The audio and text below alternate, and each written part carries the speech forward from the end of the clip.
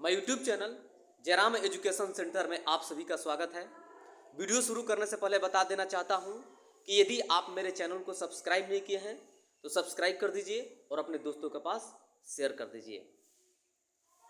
आज हम बिहार में हुए छात्र आंदोलन का पूरी तरह से जानकारी प्राप्त करेंगे कि किन कारणों से हमारे बिहार में छात्र आंदोलन हुआ और उस आंदोलन का परिणाम क्या हुआ, उसके बारे में A to Z हम पूरा विश्लेषण करेंगे।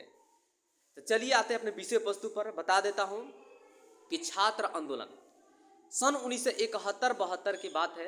हमारे देश में जब आम चुनाव की घोषणा हुई तो कांग्रेस पार्टी के वरिष्ठ नेता इंदिरा गांधी ने चुनाव से पूर्व गरीबी हटाओ को नारा दिया और पूरे देश में सभी जगहों पर प्रचार की, देश के समक्ष, देश के हित में, और सभी देशवासियों ने उसे पूर्ण रूप से बहुमत देकर जिता दिया।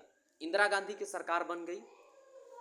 सरकार बनने से पूर्व उन्होंने गरीबी हटाओ का नारा दिया। गरीबी हटाओ का नारा देने से लोग क्या हो गए, लाभुक हो गए, विश्वास जताने लगे, विश्वास हो गई कि जरूर गरीबी हटेगा और हमारी हर समस्याओं का समाधान होगा। उनको अपना नेता मानकर हमारे सभी देश के जितने भी मतदातागण हैं सभी लोग अपना पूर्ण बहुमत देकर उनको जिताया और इंदिरा गांधी की सरकार बनी। सरकार तो बन गई, लेकिन 2 से 3 वर्षों तक ले हमारे देश में किसी भी तरह का बदलाव नहीं हुआ।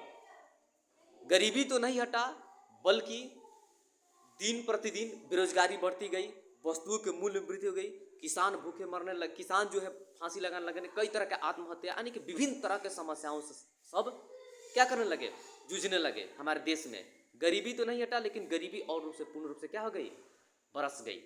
इन तरह की समस्याओं को देखते हुए ऐसी बहुत सारी समस्या थी जो कि हमारे देश को क्या कर दी, तहस नहस। इन्हीं सब को देखते हुए हमारे बिहार के छात्रों ने इंदिरा गांधी की जो सरकार की जो नीति थी सही न होने के कारण बिहार के छात्रों ने मिलकर एक संगठन बनाया और संगठन का नेतृत्व करने के लिए जयप्रकाश नारायण से आग्रह की। जयप्रकाश नारायण के पास जब छात्रों ने गए तो जयप्रकाश नारायण बोले कि हम बुजुर्ग हैं, आप लोग नवयुवक हैं, आप लोग जो भी है आप लोग समझदार हैं, हम तो हमारा जो है अब शरीर हम उतना नहीं सोच समझते, लेकिन आप लोगों की जो ऊर्जा है, करने की जो क्षमता है हम में नहीं है, आप लोग स्वयं करिए।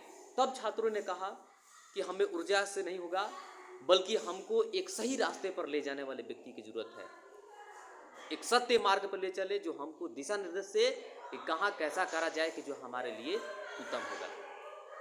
बहुत कोशिश करने के बाद, छात्रों के कोशिश करने के बाद जयप्रकाश नारायण ने छात्रों को आग्रह स्वीकार किया और उस छात्र जो संगठन था उस संगठन का नेतृत्व किया।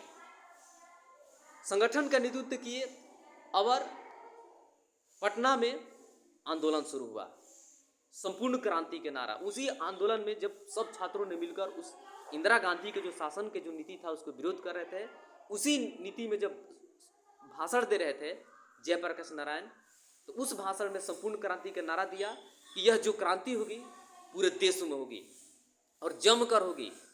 इसकी जो नियम कानून है, जो चलाने की शासन व्यवस्था है, इसका जमकर शोषण किया जाएगा, नहीं तो सुधार करिए, नहीं तो अपना पद से क्या करिए, त्याग पत्र दीजिए।